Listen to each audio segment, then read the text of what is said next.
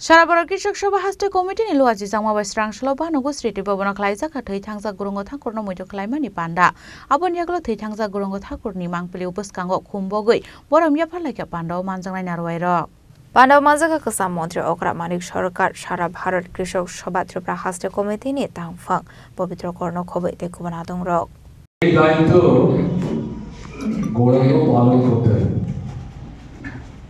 এর থেকে বুঝতেই পারছেন পারিবারিক অবস্থাটা কোন পর্যায়ে ছিল।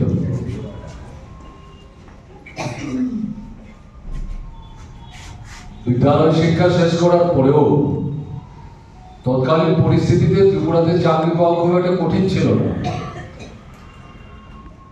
আমার নিজের এখনো মনে আছে উদয়পুর আমার জন্মস্থান,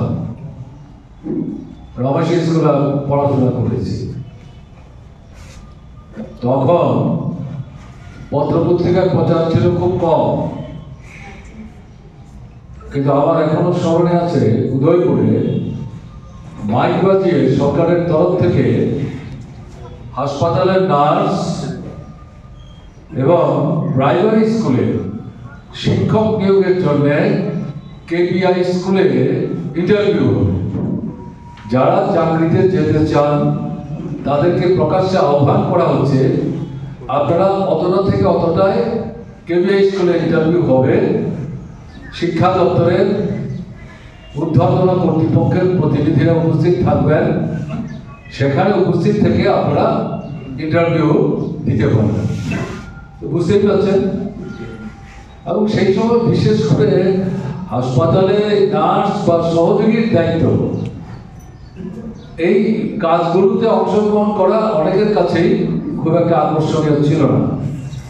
প্রাথমিক বিদ্যালয়ের শিক্ষক ঠিক আছে, তো আমি বলছি এই কারণে যে লোক পাওয়া যাচ্ছিল না, কিন্তু সরকার চালাতে গেলে পরে, তার প্রতিষ্ঠান পরিচালনা করতে গেলে পরে শিক্ষা দীক্ষায় যে পর্যায়টা স্পর্শ করতে পারলে পর তাদেরকে নিয়োগ করে সরকারকে ভূমিকা নিতে হয়। এরকম পরিস্থিতিতে যখন পাওয়া যাচ্ছে না, তখন প্রকাশ্যে এই ধরনের মাইক বাজিয়ে লোক ডেকে ইন্টারভিউ নিয়ে চাকরি দেওয়ার ব্যবস্থা তখন হতো। রাজা খরা আগুনের সময় প্রণাম নিকোক থুম চিনি খরাং।